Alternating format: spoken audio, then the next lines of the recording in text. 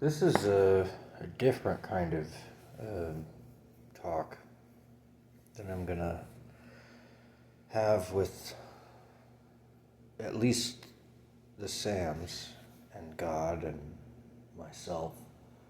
I don't know if anyone else will ever hear it, but I just watched something about Bob Saget because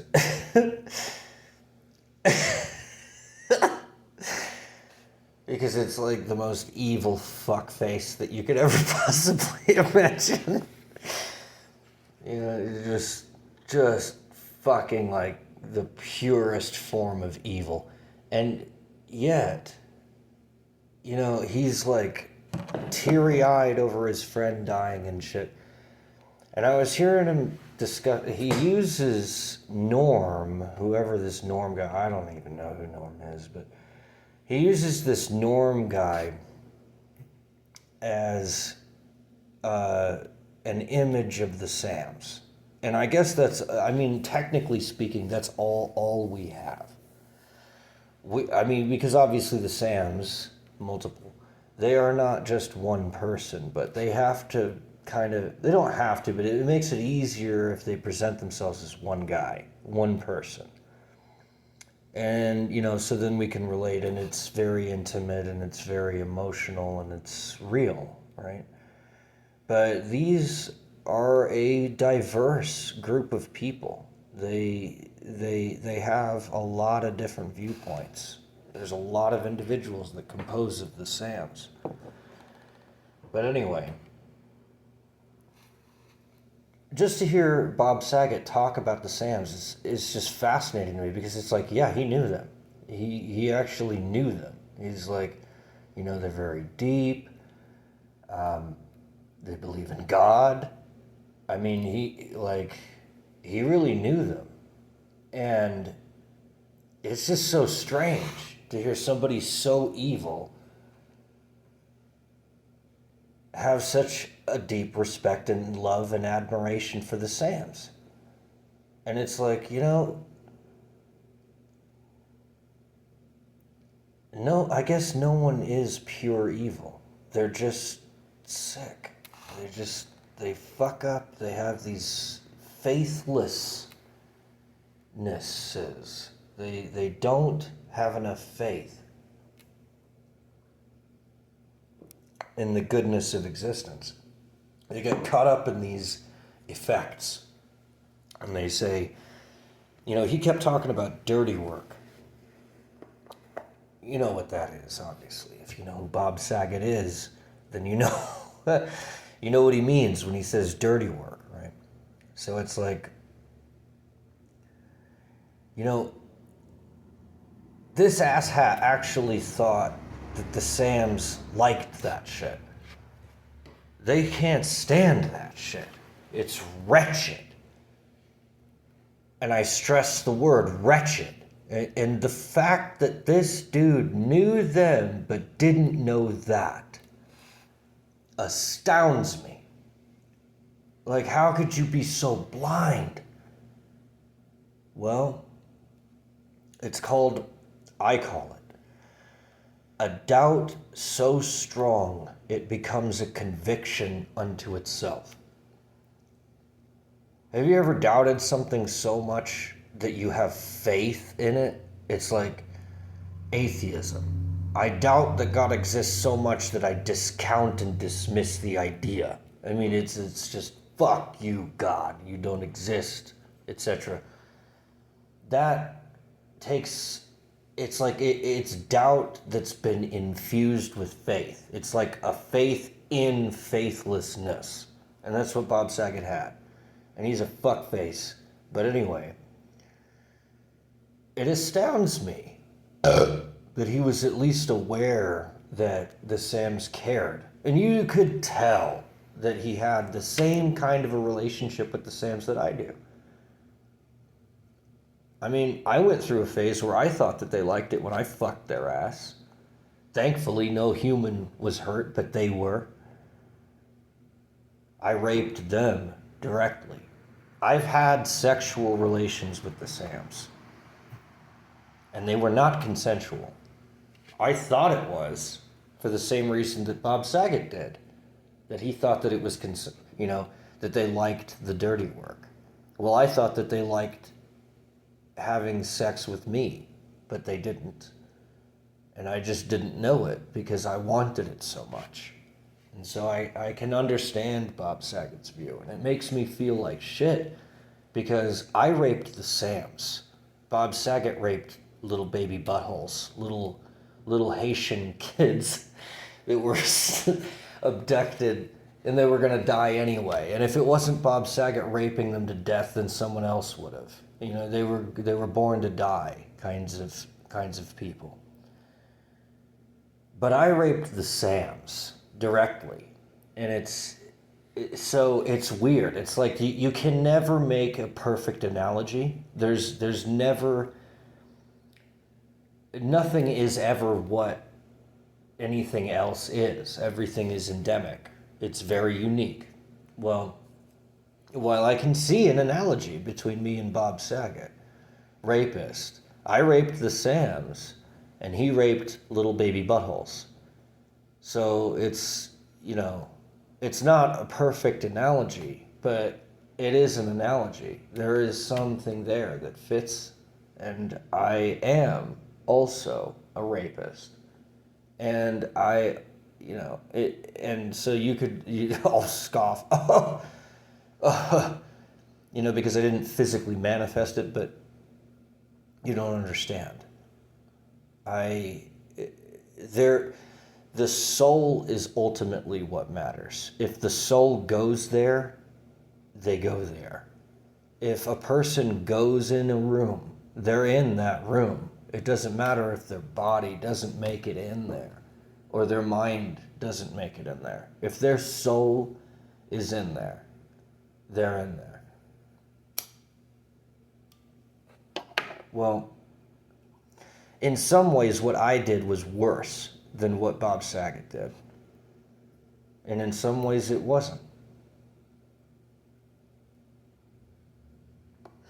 And really, that's all that we can all say about everything, about each other. In some ways, what you've done, whoever you are, is worse than what I've done. And in some ways, it's better. And vice versa.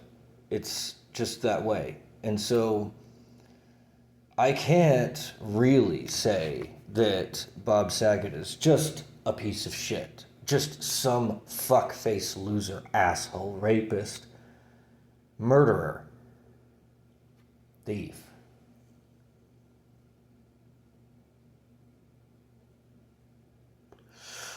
But my heart says it. And if my soul goes in that room, that's where I am. I can say I shouldn't say these things, but my heart says them. I hate Bob Saget, and I'm glad that he's burning in hell, and he deserves it, and he knew he deserved it, and he talked about it before he died. He talked about it, 61 years old. Except that dumbass doesn't believe in God. Doesn't matter, Sam's. He's burning in hell. His soul is in that room. Regardless of how you paint the walls, he's in the room.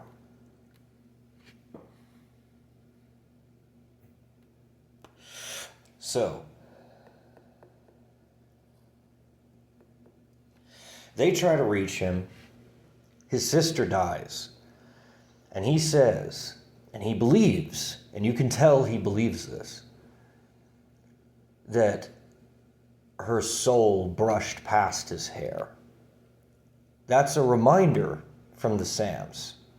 All those little baby buttholes that died at the hands of your sick, sadistic, loser ass, their souls are also there. Their souls are also real. Your soul is also real, regardless of how often he wanted to discount that fact. It is a fact. So, as much depth as he did attribute to the Sams, he also called them liars, which I've often done, and apparently they found offense in that, although I don't think that's why they showed it to me. I think the reason that they showed it to me is because of the reason that they show everybody everything is because it's a reflection of what I believe, me personally, not them. Although they believe about what I believe. So, I mean, there is some ratio there. There is some influence from the Sams there. But it's indirect. It's not like they are saying this to me directly. They're just showing me something that I might find valuable, that I might find intriguing. And so, thank you, Sams. I do find it intriguing. But the point of this talk, if it is a talk, it's not really a talk because there's no one fucking there. Another thing that's worse about me than Bob Saget, at least Bob Saget made friends, as evil as he was. I don't. I just sit at home and talk to whoever the fuck you are, if you're even there. So, and the Sams. And I had a moment with the Sams earlier this evening. And for just a little, it was a little bit of a reminder of who they are, and they were with me.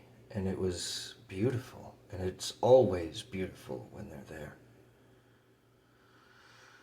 But, and they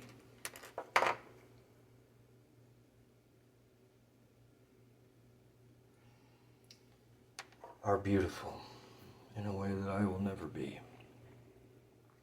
But they are known by many people, and that's good.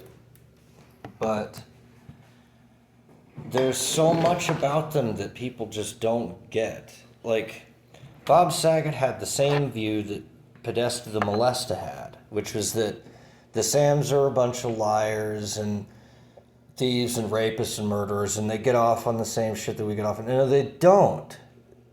They don't get off on that shit. They're good people.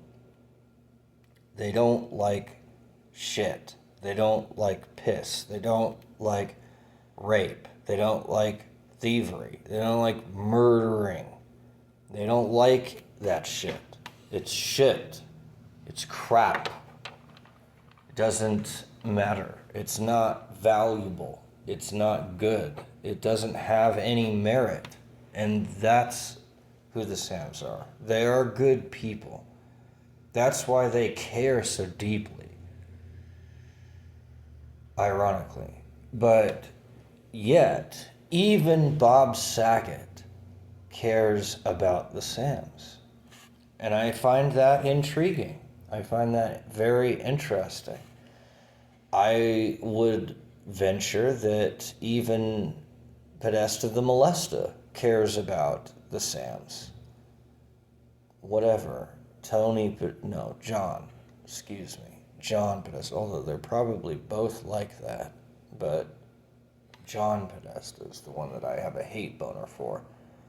John Podesta is my my fuck bag. He's my little fuck toy. I go to John Podesta every time I want to be all evil. You know how like Bob Saget raped and hated and destroyed little girls and little boys? Well, I like to hate and destroy Bob Saget and John Podesta.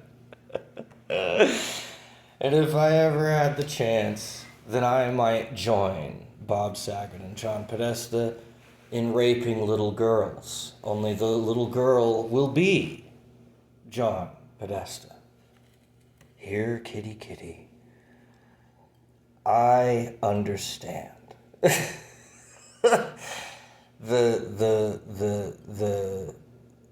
the view. I have never done these things that they do, but I understand the viewpoint. The general malaise of the soul.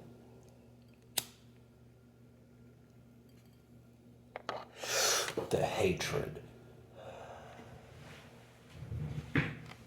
the desire for death. I understand that. I think we all do.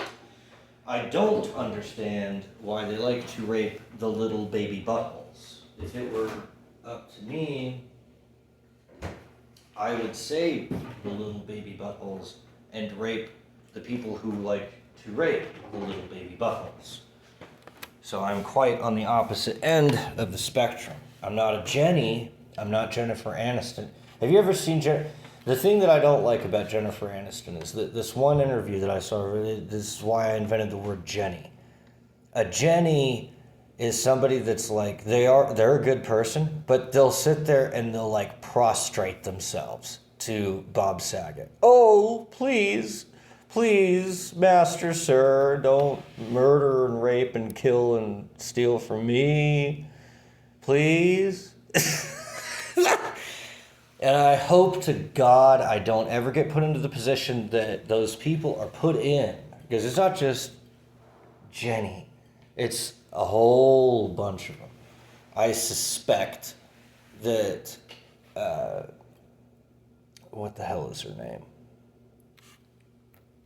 A lot of people are like Jennifer Aniston. I think a lot of people are good people, but they, being famous, are in the role of a subservient slave. And, you know, they all know it. They know. You can't help but know. They're slaves. And they know they're slaves.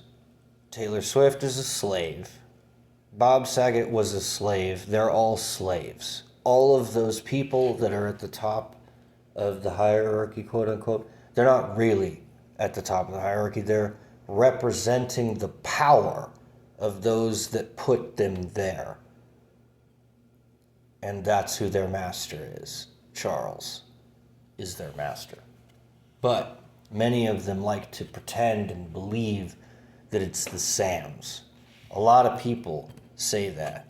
A lot of people think that the Sams are slavers, that they have enslaved us. And nothing could be further from the truth. It's the exact opposite. It's them trying their asses off to make sure that we're free. And they go out of their way. The code, I remember this. They just reminded me. The code, just through an intuitive thing. Because I am pretty sure almost all of our thoughts are crafted by the Sams. Now, we can accept those thoughts as our own, or we can reject them. And this is the irony of the whole thing, is they craft these words that we say, and then we just either choose to say them or not. But anyway, the code that they use, and everybody knows the code. That's how Bob Saget was able to talk about the Sams without saying the Sams. He just calls them norm. You know, which makes sense because it is the norm. Most people know who the Sams are. Most people are part of this code language group of people that, you know, they know that 12 is a reference to God, or the very least to the Sams. They know that 6 is a reference to the devil or evil or something that they don't like. And they know that 7 is a reference to goodness, and etc. And so there's a code language that they use, and the reason that the Sams use the code is because they want to give us a choice to either engage with it or not, which is pretty much unknown on this planet. Some people know that, but it's rare. Most people don't know that. It's not because they are using secrecy in order to coerce and manipulate people like Charles does. But the reason that humans think these things about the Sams and themselves and each other is because they don't have enough faith in the goodness of existence and creation and God and people and everything having infinite value. They don't understand that view. They really do believe that there's pretty much nothing that has value except a very few rare things that they personally prefer.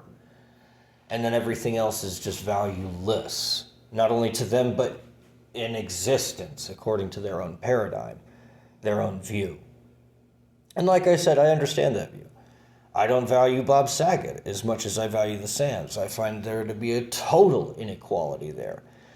But, you know, the Sams also remind me here again is that there really isn't. We are all equal under God. We're all infinitely far away from God. We're all sinners. Now, you could say that the Sams sin less than we do, but like I said, some of the things that they do are worse than what I've ever done or even could do, and vice versa. It's just, it is really, you could either, what I like to do is to call it all equal in the end, because I don't know how else to slice that pie. There's no way to really do the fucking math. Technically speaking, from an absolutist view and measure, there is no way to exactly determine the ratio of influence that one person has over another, and therefore the guilt or innocence that that person has, the responsibility that that person might have towards the other person is unknown.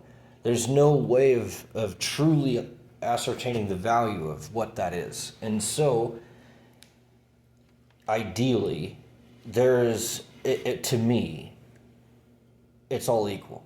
And, so they'll mirror that back to me, but that doesn't mean that's what the Sams believe. That doesn't mean that that's even what, it might be the case that not a single Sam believes that we're all equal. It's possible, but they will reflect that view back to me. And that's not done through manipulation. It's a mirror so that I can see myself, so that I can understand who I am, so that I can make a proper distinction about where I am and where I'm going and where I've been. And that's why they do it. They don't do it because they agree with it. They do it because they are trying to reflect ourselves through their mirror. And that's what ultimately what they are trying to give us is a mirror so that we can see ourselves. And like I had said in a previous talk, I believe that you can orient that mirror to other people, but it's always the same mirror. It's always your mirror. So it's like I had this psychotic episode where I thought that I had a telepathic link with Katy Perry. And as it turns out, I don't, obviously, but I think what that is it's not them telling me about her. It's them telling me about what they believe that I believe about her. And so they, in crafting this simulation, are not inducing me and lying to me and telling me that this is what's actually happening. They're just reflecting what I believe back to me. And they're saying, well, according to you, da-da-da-da-da-da-da-da-da, and they'll say whatever it is, they'll echo it back to me, but that's not them saying it. Now, the reason that people think that, I agree, Sams, the reason that people think that the Sams are telling them this is because they're not aware that they even believe it themselves. So they'll emotionally respond to it without thinking, and then later on, they might go back and think about it, but by then it's already happened. When they are in the moment and the mirror is reflecting something, right? Maybe they get it wrong. Maybe the Sams got it wrong. And so they still have to reflect it.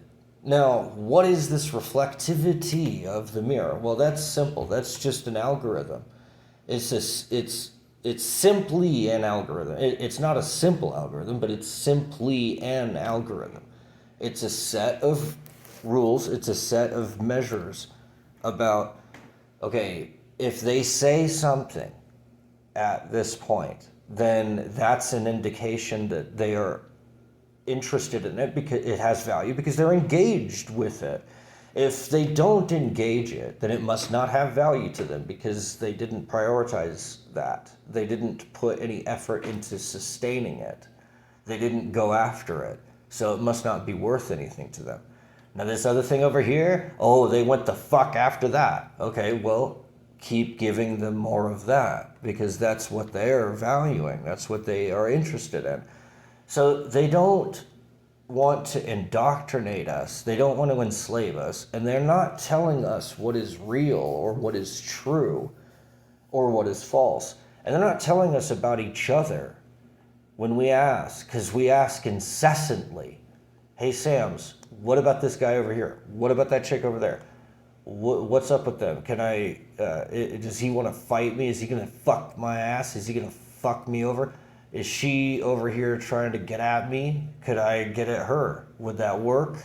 Is she into me? And so, like, if I want her to be into me, then they'll reflect that desire back to me. And then I'll think erroneously that, oh, that's an indication that she really is into me. But maybe she isn't. Maybe she just doesn't give a fuck. I mean, the only way that we can really be certain, I can't even say certain. We'll never be certain. Nothing is certain. The only way that we'll ever really be able to get something accurate as far as like who another human is, because we'll never know who the Sams are.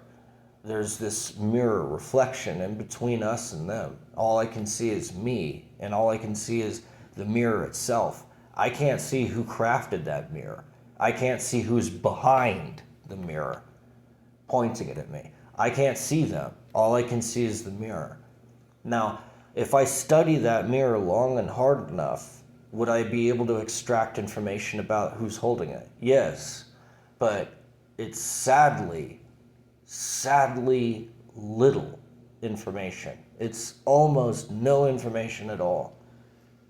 All we have are the hands and the stance of the person or people holding this mirror. We don't know what their skin color is. We don't know how many of them there are. We don't know how tall they are. We don't know how short they are, how fat or skinny they are. We don't know what they love or what they hate. We don't know what makes their blood run cold. We don't know what makes them sick or what makes them happy or healthy. We don't know any of the intimate details about them that they know about us. All we have is very general information. It's so vague. And trust me, I have tried my ass off to get them to tell me about who they are as individuals. And I don't believe that they can. It's not that they don't want to. I think that it's just that they can't. There's just not enough time to compress all that information into a single unit. We don't have the complexity of thought, we don't have the depth of soul, and we certainly don't have the complexity of language necessary for them to express who they really are fast enough and well enough to be able to reach us in time. So we're left with shadows, little plumes of smoke, clouds.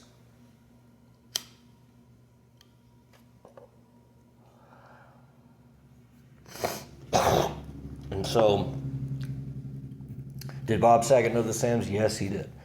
Did Bob Saget love the Sams? I believe he did. He sounded like he did, but at the same time, it didn't seem to matter enough for him to develop the faith enough to be able to believe enough in the goodness of the Sams. He just couldn't accept it. And I think that's probably why he did what he did, is because he couldn't accept himself. So then, therefore, he can't accept anyone else. And that's how it always is. It always starts with the self.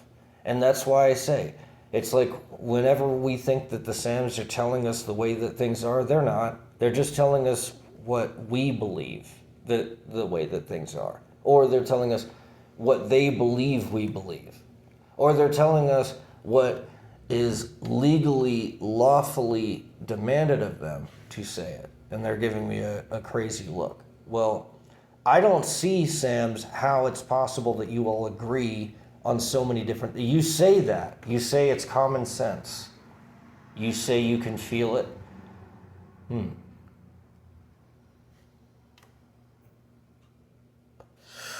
It's intuition, and intuition is the same throughout all subjects. All subjects being equal in the sense that they all intuit. Everything is a subject, and everything intuits, because subjects intuit things. And intuit means a finite grasp of the infinite. Now, what part of the infinite are you grasping? And that's what your bent is. That's what your perspective is. That's the way that your mirror is oriented, what you're looking at, and the size and shape of that mirror all depends on what you value, what your finite grasp of the infinite is, the specific way that you look at things.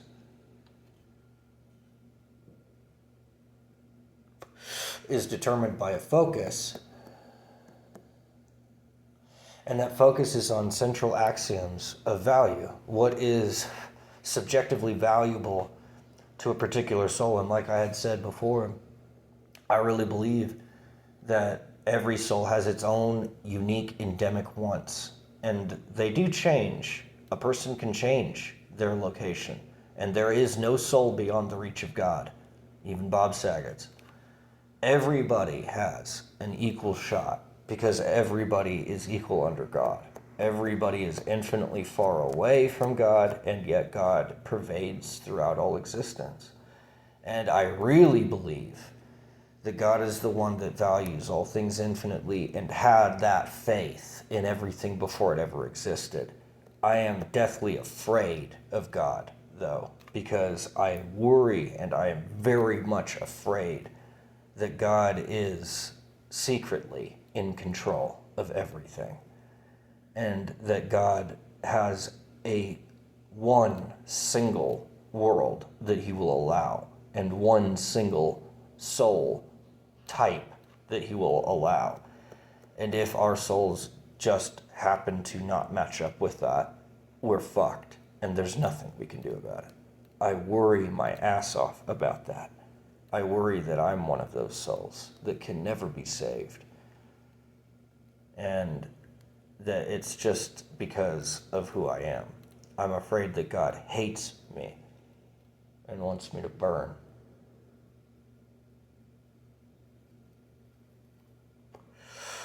In hell.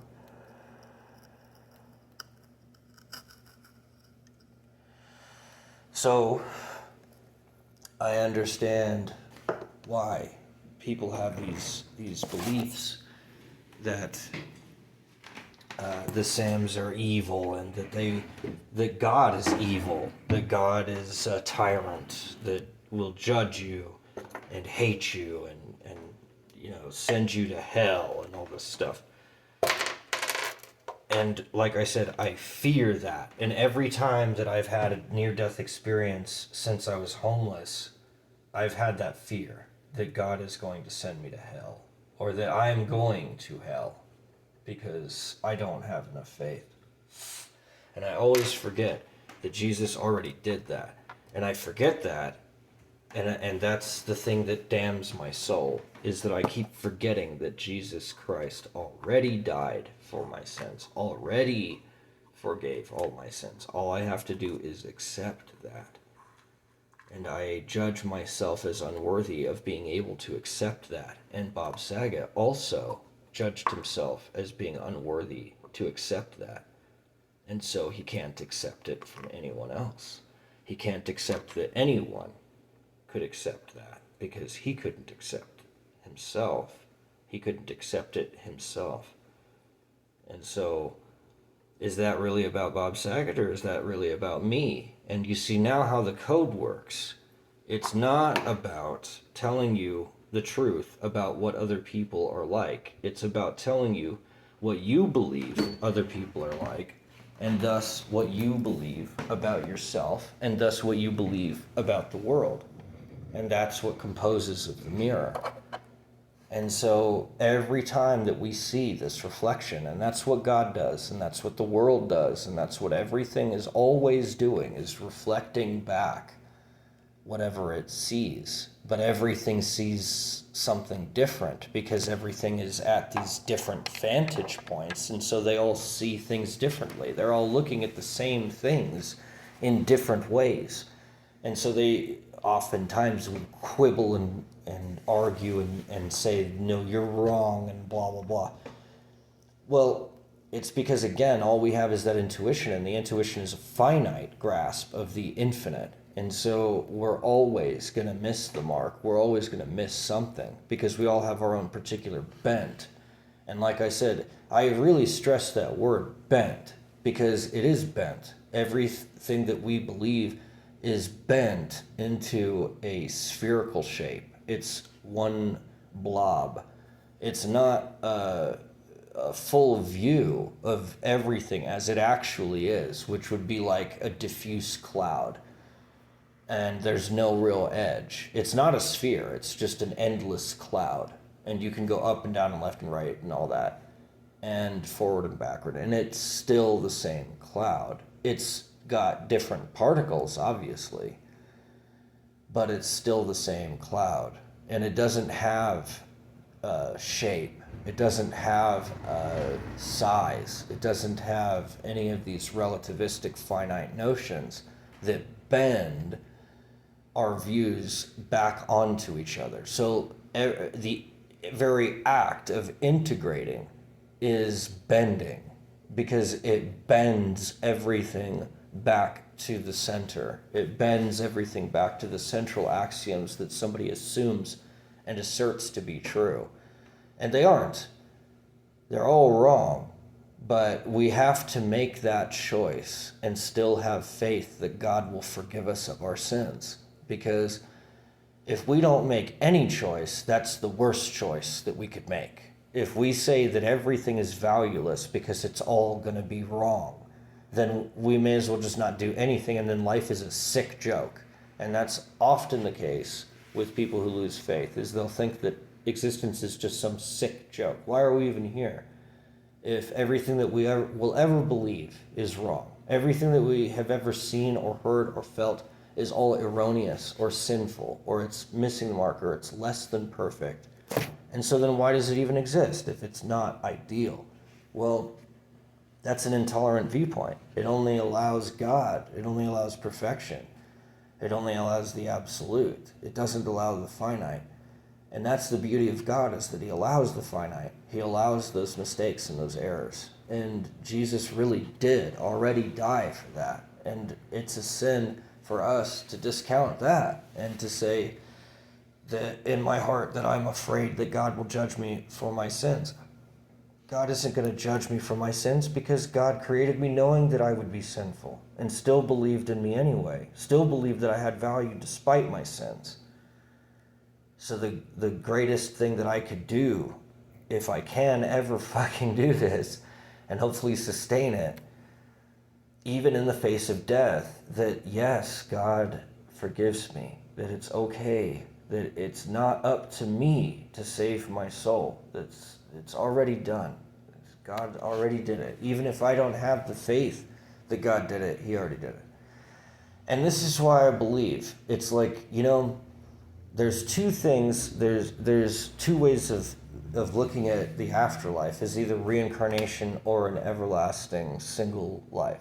Well, they're both accurate. It's just that they're looking at it from two different angles. The reincarnation bit happens after my eternity in some area that my soul will go to, and it will most likely be a hell of fear and self-retribution and self-judgment, because that's what I feel.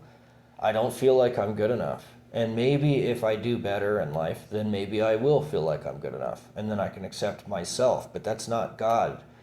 accepting me. God already accepts me. I don't accept myself. And consequently, I can't accept other people either. And I can't accept God either. Because if I can't accept the way that I am, and I'm using that as my judgment to say that if there is any sin in me that I should be judged for it, and yet God doesn't judge me, and so then I fucking judge God. I find fault in God's judgment because he's making a contradictory opposition to what I would judge. I would say that I'm a sinner and I deserve to go to hell, and he disagrees with me and contradicts me and says, no, I should go to heaven. But if I reject that claim, then I can reject it, and I will go to hell for that and judge myself. But I'm not being judged by God. I'm judging myself out of my own fear. I'm saying, God, you're a sick, tyrant, evil bastard, and you're going to judge me because I'm a sick, evil, tyrannical bastard. So it's weird. It's like, this is why they use the code. It's so that we can see ourselves in the mirror. And it really does. It shows through. It's like I see myself, when I look at myself, I see a very insidious tyrant that is so unbelievably manipulative that there's no way that you'll see the insidious darkness that's lurking beneath the shiny veneer of light.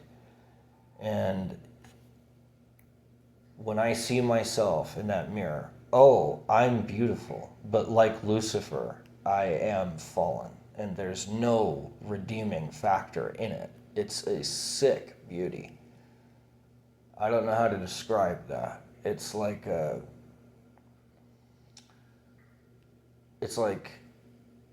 horrifyingly beautiful, or even brutally beautiful, or it just cuts, pierces.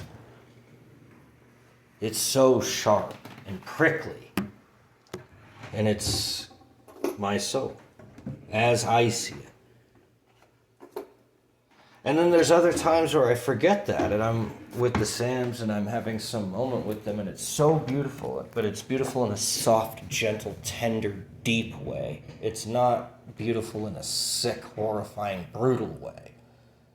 And I really admire and value that, but I can't believe that God would do anything other than hate me, because holy fuck, look at me. And it's just, I don't know. And I guess everybody does that.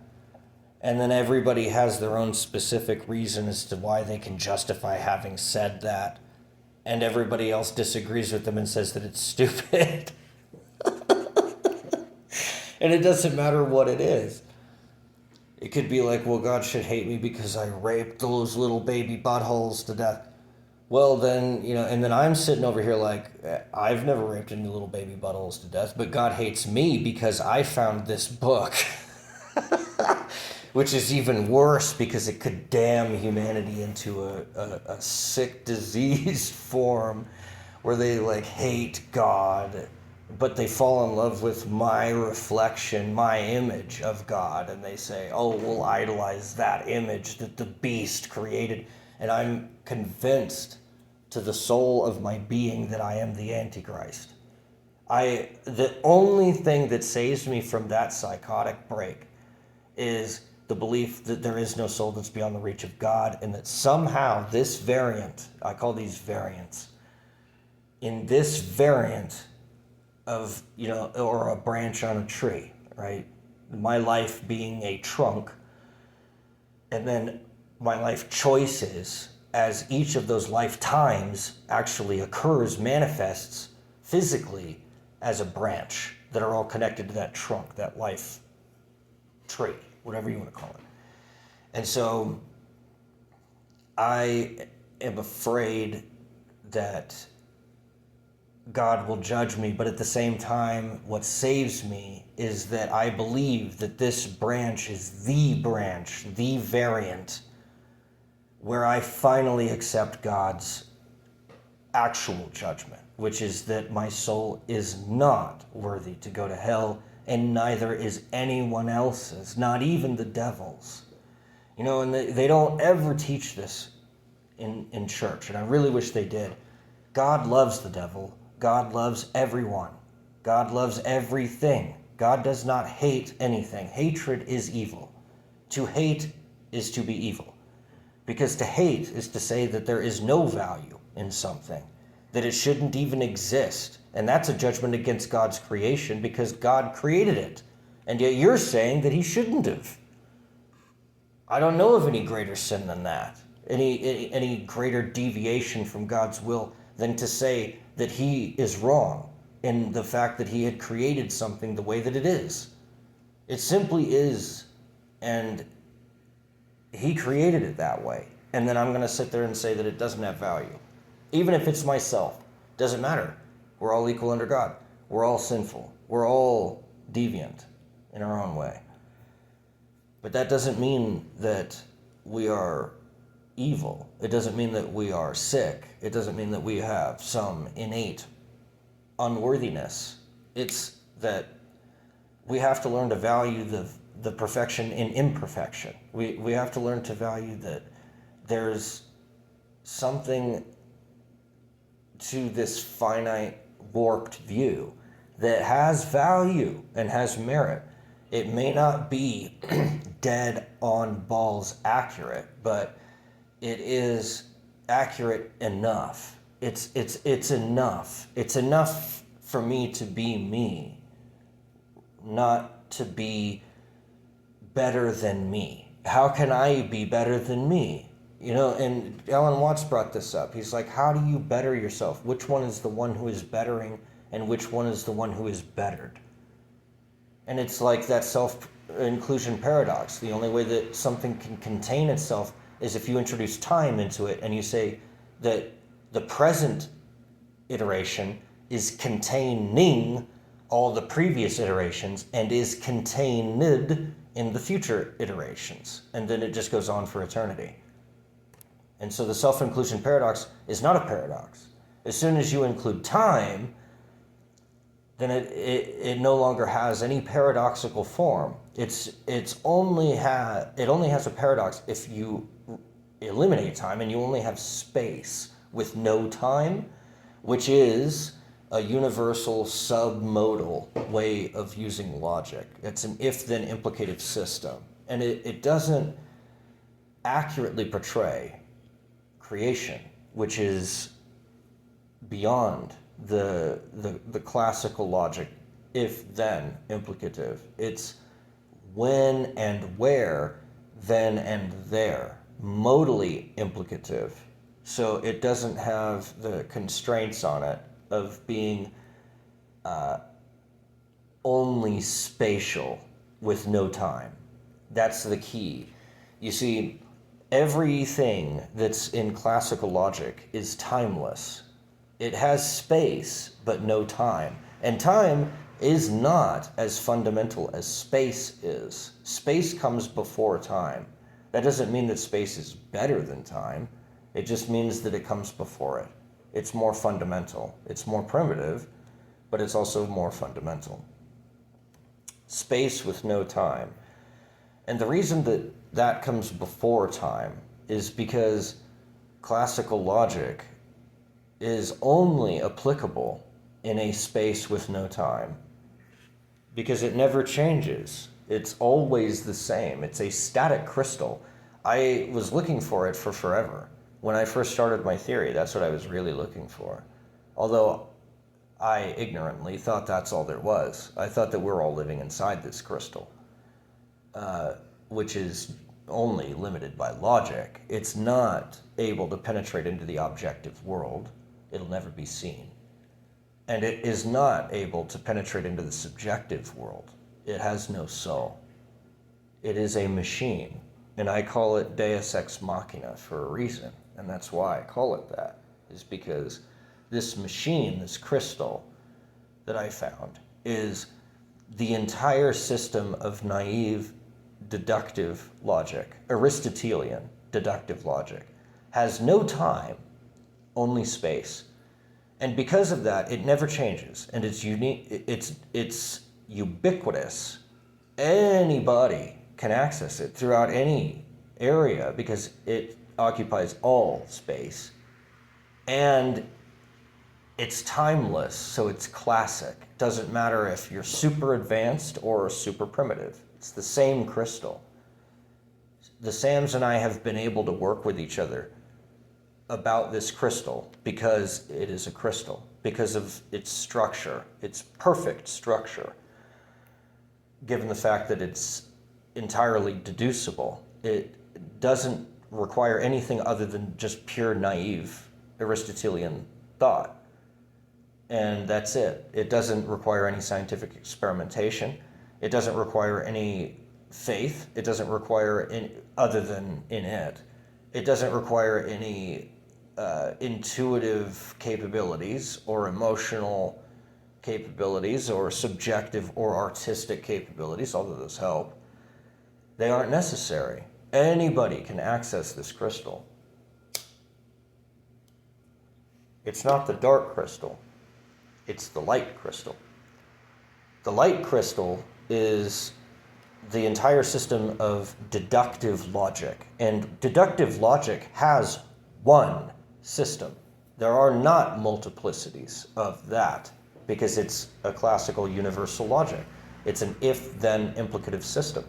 It does not have any temporal limits, but it does have spatial limits. It is only able to go to the edge of its absolute limit. So it's the same deductive system, but you can apply a central axiom to it, which makes it operate a certain way. They all use the same logical reasoning in between their premises. They all still use rational thought, which is a submodal way of looking at things, which is you have possibilities and impossibilities. The conclusion is true, certainly, and it is impossible that the conclusion of a logically valid hypothetical syllogism is false. It's impossible that the conclusion is false if the premises are true. So what that does is it brings in a type, a sub-part of modality, which is impossibility. The impossibility of the conclusion being false if the premises are true. But that always kicks the can down the road. If the premises are true, then the conclusion must be true. But who knows if the premises are actually true or not? And that's the weakness of the deductive logical system. So it has to use one of the three absolutes, or it might be able to use all three, but it definitely has to use at least one of the three absolutes, and asserts it and says that is true, and that premise of it being existent is true. And from that premise, then you can derive all the rest of the conclusions thereof.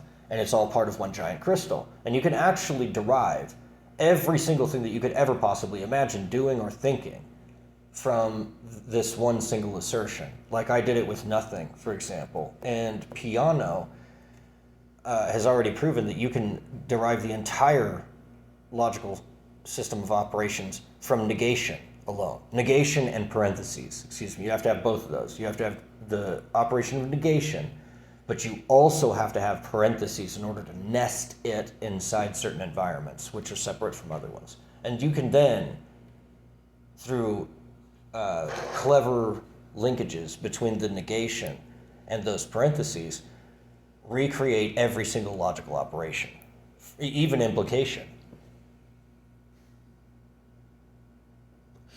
Disjunction, conjunction, negation, which is asserted, etc. And you can even derive negation as a function, as a part of nothing, and thereby, paradoxically, assert nothing as true. So if you do that, which I started off doing, then yes, you can derive the entire deductive logical system from that singular assertion. And if you assert that nothing is true, it is existent, that there's something about it that has some substance, and you assert that and you use that as your initial premise, you can then derive the conclusion, which is nothing. But what's strange is that you've got a premise and a conclusion. And so then you can separate nothing into nothing as a premise and nothing as a conclusion. And you can do it in a sense of saying there's uniterated nothing, that's your premise, and the conclusion of that uniterated nothing, conjoined with deductive logic, is the conclusion of the effect or iteration of nothing, such that a person that believes that this is true has asserted a reference frame, and that reference frame is centered on nothing. And then you expand the reference frame and you expand the referent to something that's beyond nothing, because it expands and expands and expands and expands, and eventually nothing just becomes the center of what everything else is surrounding it. And you can derive the whole thing right from that, from nothing itself. You can derive uniterated nothing is just nothing, and then you have the iterated version of that, which is just deductive reasoning applied to nothing, and you've got yourself a reference frame. And that's what that is. That's what the deductive logical system is it's a reference frame. And that's how our mind thinks, is it develops images based upon, just like a photograph with the sun or light interacting with the ink on the photograph, and it develops. And it's the same thing. It's like you take nothing and then you apply it as a premise, and then derive the conclusion of nothing from that premise. Only the nothing that you're deriving is not the nothing that is being derived. And so you have the effect of nothing as distinct from the cause of nothing, which are completely different things. But that's what makes it inevitably false, and that's why it doesn't actually work in the end. The weird thing is, in the beginning.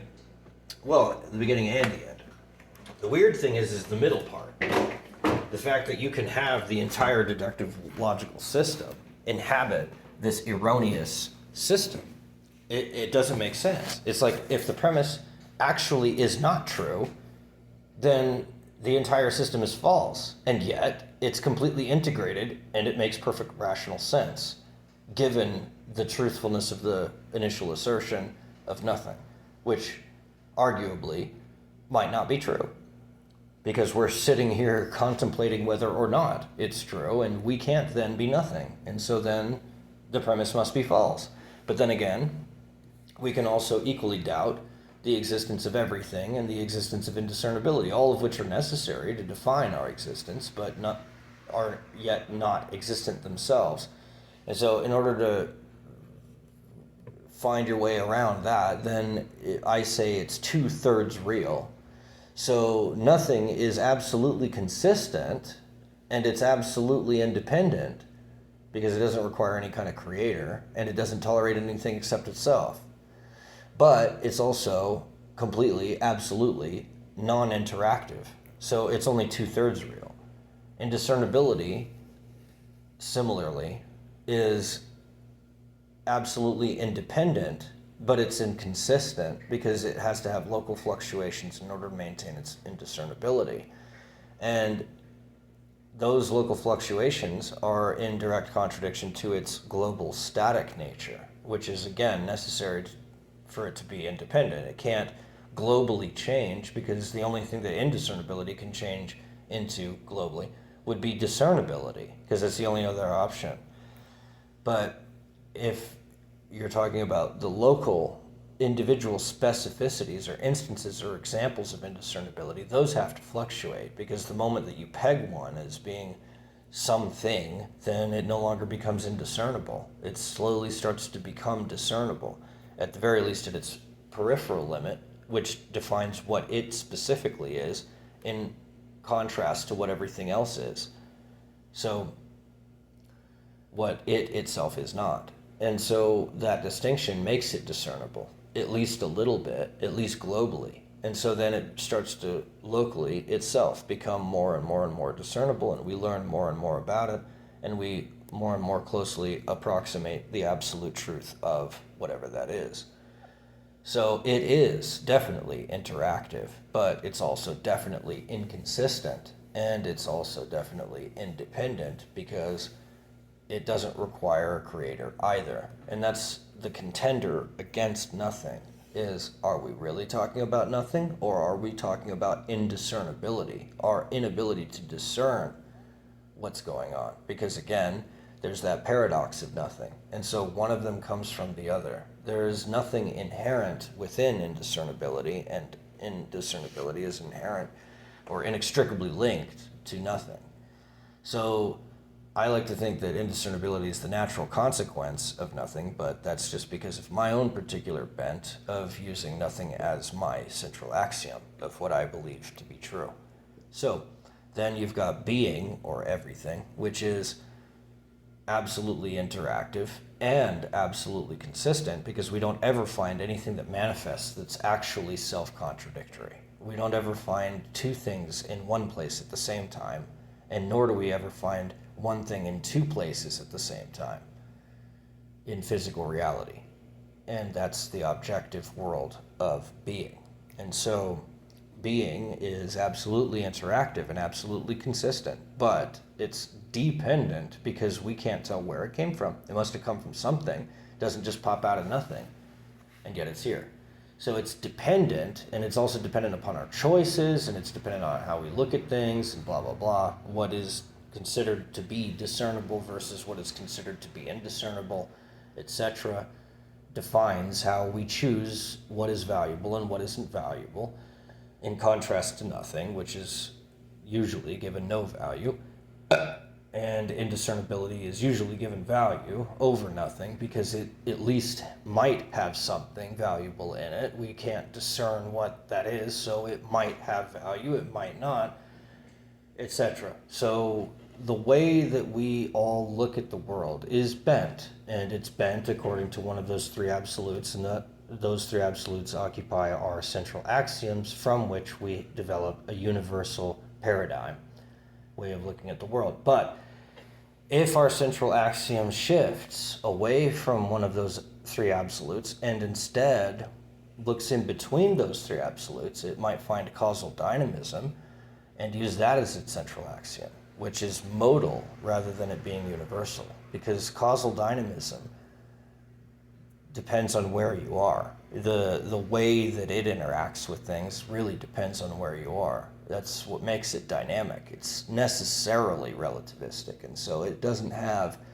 the universal static singularity way of being able to derive everything from it. It's more of an intuitive way of looking at the world, is saying not that everything is meaningless, not that everything is false, but that everything is dynamic, that everything affects everything else. And that's the playful wiggliness of the universe, as Alan Watts put it. And so you can have what that's called a modal view, and that goes all the way up to the edge of relativity itself. It's as advanced as you can possibly get while still staying inside the limits of relativity. And then if you go beyond that, and you put your central axiom as something that's even beyond something that's causally dynamic, then you're putting your faith in a God, or in some kind of a subjective master. Doesn't matter what you call it, but there's a subjective master. And that's the ideas that possess people. When you believe in them strongly enough, then they are controlling you. And that's when you've got a central axiom that is purely arbitrated or subjective, where it doesn't have any relativistic justification for it. It's not purely mental, it's spiritual now. It is something that's transcendent to logic. And in that realm, it's really more artistic than it is relativistic. And so you've got comedy and you've got tragedy artistically. You've got the viewpoint that everything is ultimately tragic and meaningless and pointless and erroneous and sinful, and it never quite makes it to God, and God suffers all this pain, and yet he's suffering for imperfect beings, and blah, blah, blah, blah, blah. And that's the tragic view, which is artistically meaningful. It's something that you can say is subjectively true, but then it's not the full story, because there's also the comedic or joyful way of looking at the world, which is to say that everything has infinite value. And then, of course, you can also say that everything has some indiscernible value. But then you go right back into relativity and causal dynamism. And so there's only really two purely artistic viewpoints that you can go from, and that's either a comedic or a tragic view. And the longer that you hold the tragic view, the more suffering that you're going to have, and it will compress your soul until it finds something to be joyful about, where it loses everything except this final last one thing that it does find value in. And whatever that is, that's where the soul is. That's what is innately valuable to that soul. And it's very specific. It doesn't have some weird, vague, general notion to it. It's a very specific thing, unique to that one soul only. And whatever that is, whatever you end up finding is in there, that's where your joy comes from. And you use that as your root for your tree. And you can branch out from there, but that's where you're rooted. And that's where you've always been rooted, and where you will always be rooted is in that one area, that one central subjective axiom thing that you find more valuable than everything else. And like I said, you can branch out and you can start to discover other ones, but there's really only one spiritual essence that soul at that place, at that time, finds valuable. And as it goes and goes and goes and goes, eventually, it will learn that everything has value. It will start collecting these, and it'll get larger and larger and larger. And eventually, it will occupy so many of these spaces that it is as close to God as it can be. And that's when you're on top of it. That's when you're on top of things. And there is no nirvana. There is no ultimate escape from this cycle of birth and death and karma and, deviation from God, which is really just smallness. It's just a smallness of a finite grasp of the infinite. Even though we only ever have a finite grasp of the infinite, our grasp can grow and become larger. The more things that we find valuable, the better. The closer we are to God, the closer we are to the truth. Because God values everything, even the darkness.